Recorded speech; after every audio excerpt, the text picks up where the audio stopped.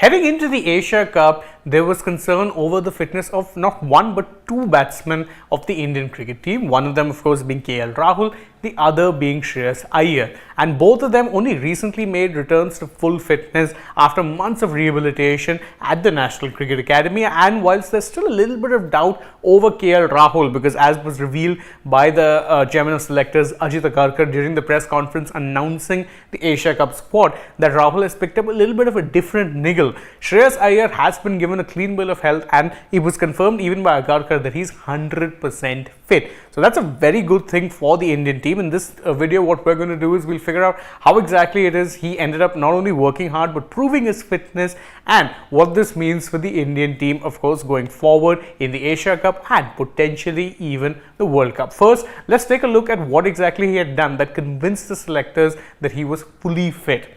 Now, during a practice game, what Shreyas Iyer had done was that he had hit 199 in that practice game.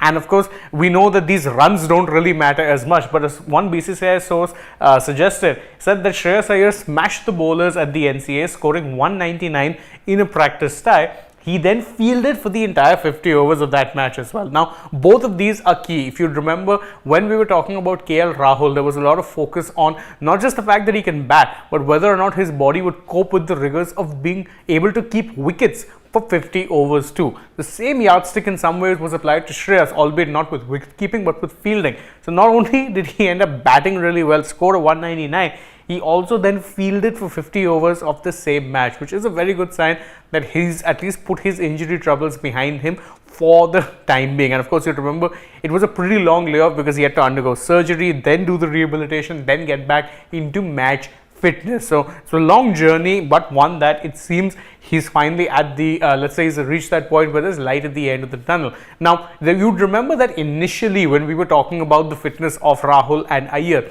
there was a lot more confidence around the fitness of KL Rahul, and the reason for that was that KL Rahul was actually posting a lot on social media. He was posting reels and pictures of him keeping, batting, preparing for match simulation. So most people concluded that KL was the fitter of the two, and Shreyas was barely posting on social media. There's maybe one or two videos that came out of him, but as it turns out, the reason he was not doing any of that was because he was fully focused only on the recovery. And according to the same source, he said that for the past 2 months, he's been stationed at the NCA in Bangalore, focusing on his recovery. It's all come together nicely for him. And that last part, couldn't agree with a lot more, because it came together at just the right time. There were doubts as to whether or not he would be fit coming into the Asia Cup.